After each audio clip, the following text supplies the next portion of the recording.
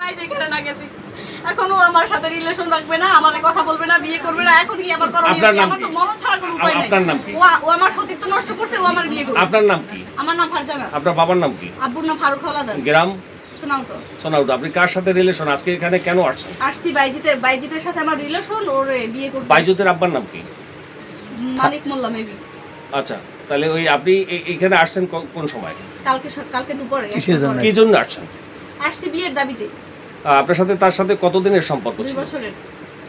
2 বছরের। হ্যাঁ। আপনাদের সাথে কোন জায়গায় দেখা হয়েছে বা কোন জায়গায়, স্থানগুলো একটু বলেন। কুয়াকাটা দেখা হয়েছে, তারপর যে বাইজিতের বড় মামা তার বাসায় দেখা হয়েছে। প্রয়োজনে কুয়াকাটার ভিডিও ফুটেজ আপনি নিতে পারেন, সিসিটিভি ফুটেজ। আর হচ্ছে এরকম নানা, আর ওর বাসায় আমার দেখা হয়েছে। ও ঢাকার বাসায় নিয়েছিল। কতদিন ছিলেন সেখানে? সেখানে একদিন ছিলাম। ধরেন আমি 2টায় গেছি, 5টায় বের হয়েছি। ওর সাথে একত্রে কতদিন ছিলেন?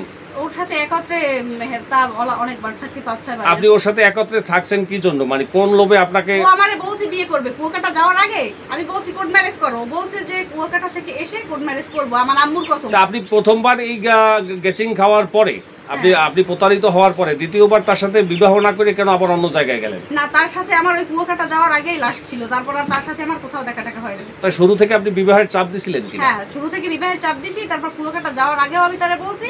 তারপর সে বলছে যে কুয়াকাটা থেকে এসে এখন এই জায়গায় আসছেন, আসার পরে তারা আপনার সাথে গতকালকে রাত্রে থেকে কি ধরনের ব্যবহার করছে পরিবারের লোকজন?